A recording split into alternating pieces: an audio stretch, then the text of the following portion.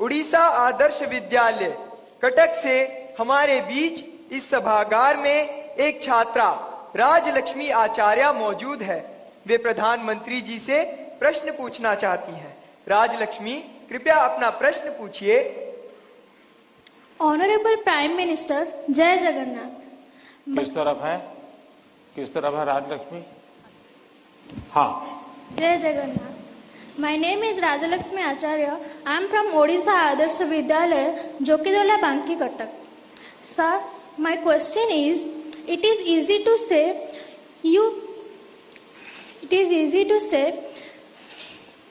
you face exam with a cool mind, but in exam hall the situation is so scary, like don't move, look straight and so on. Then how can it be so cool? Thank you, sir. धन्यवाद राजलक्ष्मी।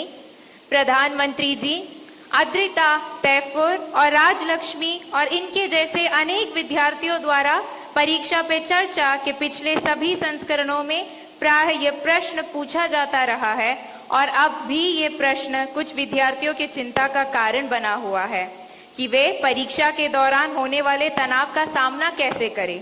कृपया इनका मार्गदर्शन कीजिए। घूम फिर करके फिर तनाव आ गया। अब इस तनाव से मुक्ति कैसे हो? आप देखिए कैसी गलती होती है। कुछ गलतियां यानी रोजमर्रा की हम थोड़ा ऑब्जर्व करें तो पता चलेगा। कुछ गलतियां पेरेंट्स का अति उत्साह कर देता है, कुछ गलतियां स्टूडेंट की अतिशय सिंसियरिटी कर देती है। बस समझता हूं इससे बचा जाए। जैसे मैंने देखा है कि कुछ माँ बाप को लगता है कि आज एग्जाम है तो बेटे को नई पेन ला करके दो, जरा कपड़े अच्छे पहना करके भेजो, तो उसका काफी समय तो उसमें एडजस्ट होने में ही जाता है। शर्ट ठीक है कि नहीं है, यूनिफॉर्म ठीक पहना है कि नहीं पहना है। माँ बाप से मेरा आग्रह है, जो पेन रोज उपयोग करता है ना वही दीजिए आप।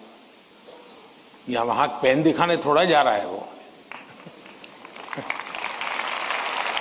और परीक्षा के समय किसी को फुर्सत नहीं है, आपका बच्चा नया पहन करके आया, पुराना पहन के आया है। तो ये साइकी उनको बाहर आना चाहिए। दूसरा, कुछ ऐसी चीजें खिला करके भेजेंगे, तुझे एग्जाम है ये खा के जाओ, एग्जाम है ये खा के जाओ, तो उसको और मुसीबत होती है जिसका वो कंफर्ट नहीं है। आवश्यकता से अधिक उस दिन खाना, फिर मां कहे अरे तुम्हारा तो एग्जाम सेंटर इतना दूर है, तुम रात आते आते 7 बज जाएगा, ऐसा करो कुछ खा के जाओ, फिर कहेगी कुछ लेके जाओ। उसको वो रेजिस्ट करने लगता है, नहीं मैं नहीं ले जाऊंगा। वहीं से तनाव शुरू हो जाता है, घर से निकलने से पहले हो जाता है। तो मेरी सभी पेरेंट्स से अपेक्षा है और मेरा सुझाव है कि आप उसको अपनी मस्ती में जीने दीजिए। एग्जाम देने जा रहा है तो उत्साह उमंग के साथ चला जाए, बस जो उसकी रोजमर्रा की आदत है वैसा ही रहे वो। फिर जो सिंसियर स्टूडेंट है उनका प्रॉब्लम क्या होता है, दरवाजे तक किताब छोड़ते नहीं, दरवाजे तक। अब आप अचानक इस प्रकार से इवन रेलवे स्टेशन पर भी जाते हैं ना, तो कभी ट्रेन की एंट्री और आपकी एंट्री ऐसा होता है क्या? आप 5-10 मिनट पहले जाते हैं, प्लेटफॉर्म पर खड़े रहते हैं, कहां आपका डिब्बा आएगा उसका अनुमान लगाते हैं, फिर उस जगह पे जाते हैं, फिर सोचते हैं कि पहले कौन सा लगेज अंदर ले जाऊंगा, फिर कौन सा, यानी मन आपका तुरंत अपने आप को ट्रेन आने से पहले ही सेट करने लग जाता है। वैसे ही आपका जो एग्जामिनेशन हॉल है, हो सकता है वो कोई सुबह से आपके लिए खोल के नहीं रखेंगे, लेकिन 10-15 मिनट पहले तो अलाउ कर ही देते हैं। तो आराम से जैसे ही खुले अंदर पहुंच जाइए और आराम से बैठिए मस्ती से। जरा पुरानी कोई हंसी मजाक की चीजें हैं तो उसको जरा याद कर लीजिए, और दोस्ती बगल में तो एक आध चुटकुला सुना दीजिए। हंसी मजाक में पल 5-10 मिनट बिता दीजिए। कुछ नहीं है, जान पाने कम से कम एक डीप ब्रीथिंग करिए, बहुत गहरा सांस लीजिए, धीरे धीरे 8-10 मिनट खुद के लिए जिए, आप खुद में खो जाइए, एग्जाम से बाहर निकल जाएंगे। और फिर जब आपके हाथ में क्वेश्चन पेपर आएगा तो आप कंफर्ट होंगे। वरना क्या होता है, वो आया कि नहीं, वो देखा कि नहीं, वो कैसा है, पढ़ा नहीं, टीचर कहां दिखता है, सीसीटीवी कैमरा है। अरे आपका क्या काम है जी, सीसीटीवी कैमरा किसी भी कोने पर पड़ा है, तेरा क्या ले रहा है जी।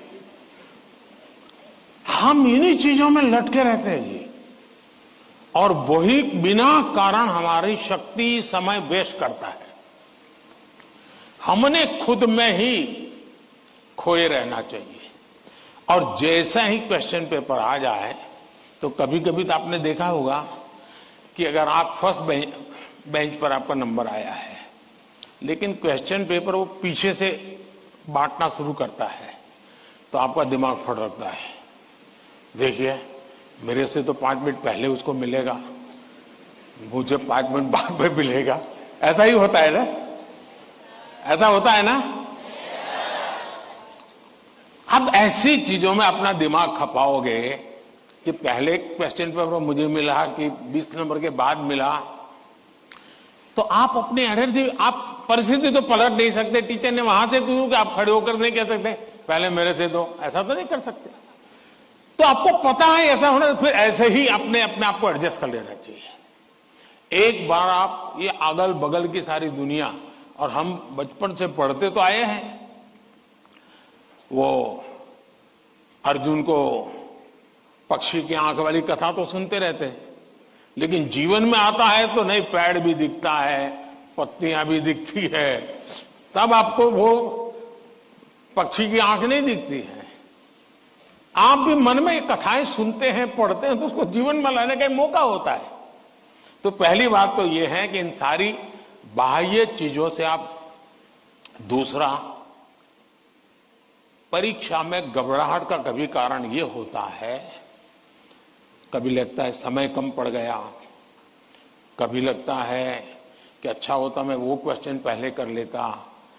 तो इसका उपाय ये है, पहले एक बार पूरा क्वेश्चन पेपर पढ़ लीजिए, फिर मन से तय कीजिए कि किस आंसर में कितना मिनट मोटा मोटा मेरा जाएगा, और उसी प्रकार से अपना समय तय कर लीजिए।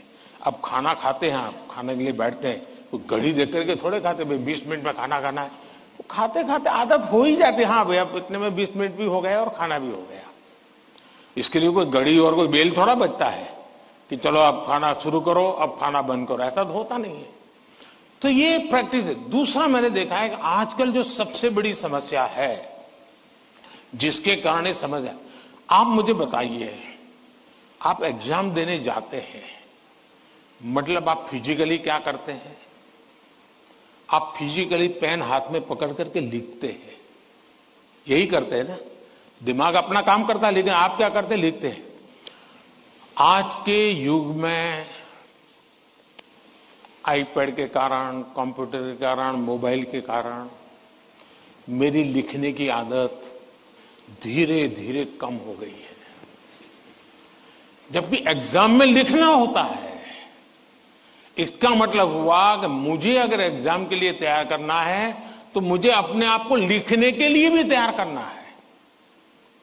आजकल बहुत कम लोग हैं जिनको लिखने की आदत है, और इसलिए डेली जितना समय आप अपने पठन पाठन में लगाते हैं स्कूल के बाद, उसका मिनिमम 50% टाइम, मिनिमम 50% टाइम आप खुद अपनी नोटबुक के अंदर कुछ न कुछ लिखेंगे।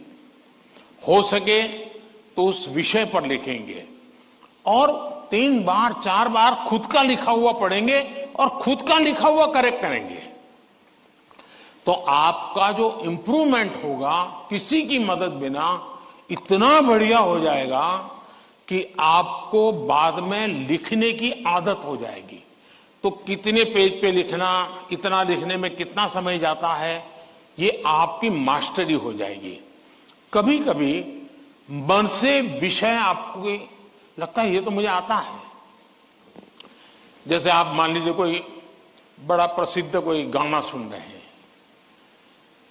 गाना बज रहा है तो आपको लगता है ये गाना तो मुझे आता है क्योंकि आपने बहुत बार सुना है, लेकिन एक बार गाना बंद करके जरा कागज पे लिखो ना वो गाना आता है क्या, तो पता चलेगा नहीं यार, सुनते समय जो मेरा कॉन्फिडेंस था, मुझे अच्छा लगता था और आता था, हकीकत में मुझे आता नहीं था, मुझे वहां से प्रॉम्प्टिंग होती थी, इसलिए मुझे वो लाइन याद आ जाती थी।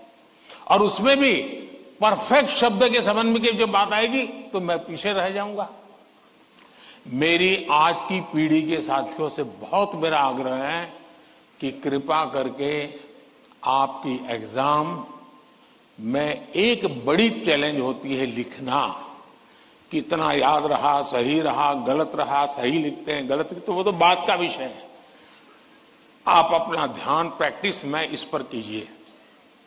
अगर ऐसी कुछ चीजों पर अगर आप ध्यान केंद्रित करेंगे, मुझे पक्का विश्वास है कि एग्जाम हॉल में बैठने के बाद जो अनकंफर्ट या प्रेशर फील करते हैं वो आपको लगेगा ही नहीं, क्योंकि आप आदी हैं। अगर आपको तैरना आता है तो पानी में जाने से डर नहीं लगता है आपको, क्योंकि आप तैरना जानते हैं। आपने किताबों में तैरना ऐसे होता है और आप सोचते हैं हाँ मैं तो पढ़ा था भाई, हाथ पहले ऐसे करते, फिर दूसरा हाथ, फिर तीसरा हाथ, फिर चौथा हाथ, तो फिर आपको लगता है कि हाँ पहले हाथ पैर पैर दिमाग से खप कर लिया, अंदर जाते ही फिर मुसीबत शुरू हो जाती है।